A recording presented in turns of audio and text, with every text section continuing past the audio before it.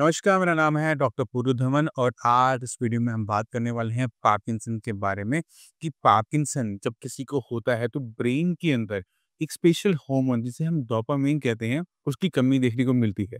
इस डोपामाइन की कमी की वजह से पेशेंट के हाथ पैर कांपना शुरू कर देते हैं, पेशेंट में डिप्रेशन देखने को मिलता है, पेशेंट की बॉडी हमेशा थरथराती रहती है।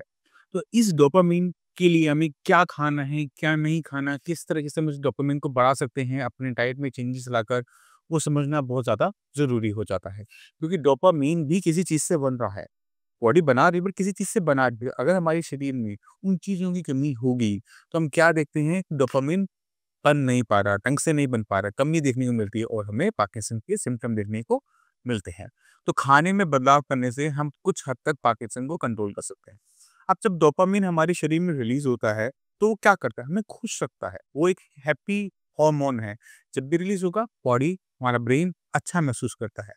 तो पहली चीज़ हमने क्या करनी होती है कि जो पेशेंट को खाना पसंद है, वो खाना पेशेंट को सर्व करना होता है, उसकी बाकी कंडीशन को ध्यान में रखते हुए। अगर बीपी शुगर है, तो ध्यान रखोगे, अगर बीपी शुगर नहीं है, तो पेशेंट की पसंद का खाना उसको दिया जा सकता है। जैसे हमें आलू बहुत पसंद आते हैं, हम आलू खाते हैं, हमें बहुत सैटिस्फाइड फ़ील होता है। चॉकलेट्स बहुत पसंद आती है, ज़रा-सी चॉकलेट मुँह में जाती है, कितना अच्छा लगता है। इसी तरह से किसी को अगर एवोकेडो पसंद है, उसे दो, अगर उसे चिकन पसंद है, उसे चिकन दो, अगर उसे लगता है कि उसे मटन पसंद है, तो उसे वो चीज़ दो, जिससे उसको एक सैटिस्फैक्शन वाली फीलिंग आए, उसके ब्रेन में डोपामाइन ज़्यादा रिलीज़ हो और जो उसे दिक्कत हो रही है, वो कुछ हद तक कम होनी शुरू हो जाए। इसी के साथ कुछ चीज़ें और बताई जाती हैं, जो कि हमारे पार्किंसन पेशेंट के लिए हेल्पफुल रेसिपी हैं।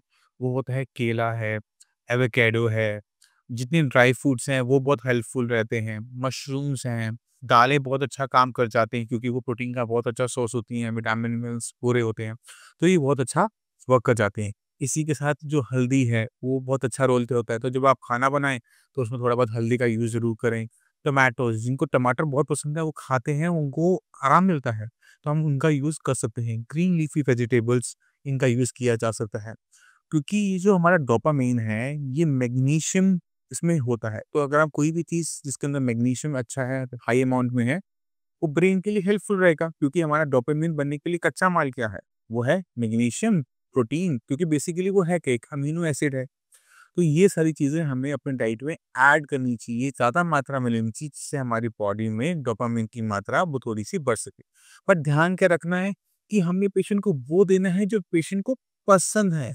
अगर कोई भी खाना आप ज़बरदस्ती खिलाएँगे, मान लो कि पेशेंट को हरी सब्जियाँ खाने का शौक नहीं है, पसंद नहीं है और आप उसे हरी सब्जियाँ दिए जा रहे हैं, तो हम क्या देखेंगे कि पेशेंट में वो हमें चीज़ जो हम चाहते थे, वो नहीं मिल पा रही है। वो जो आराम हम देखना चाहते थे, वो हमें नहीं दिख पा रहा है। तो पेशेंट की पसंद ज़रूरी होती है जब हम खाने-पीने में बदलाव करते हैं तो। इसके साथ-साथ हमें ब्रेन को रिलैक्स करने वाली भी चीज़ें करनी चाहिए।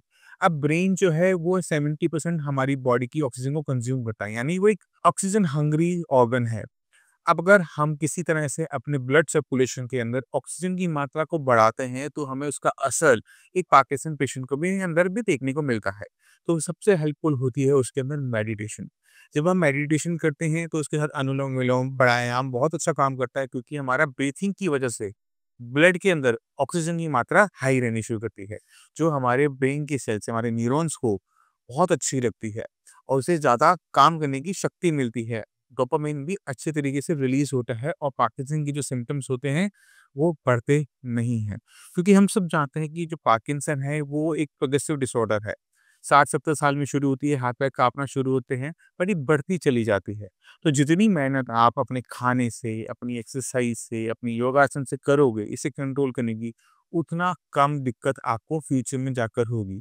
क्योंकि आप इसको आज आप इसे पहचान लेते हो जल्दी टाइम पे कि मुझे ये दिक्कत होनी शुरू हुई है और आप इसे निग्लेक्ट करते हो, तो ये धीरे-धीरे बढ़ती चली जाती है और इतनी बड़ी चली जाती है कि वो आपके लिए ही दिक्कत बननी शुरू हो जाती है एंड ना सिर्फ आपके लिए दिक्कत बनेगा बल्कि आपके फैमिली मेंबर के लिए भी वो दिक्कत बनना शुरू हो जाता है।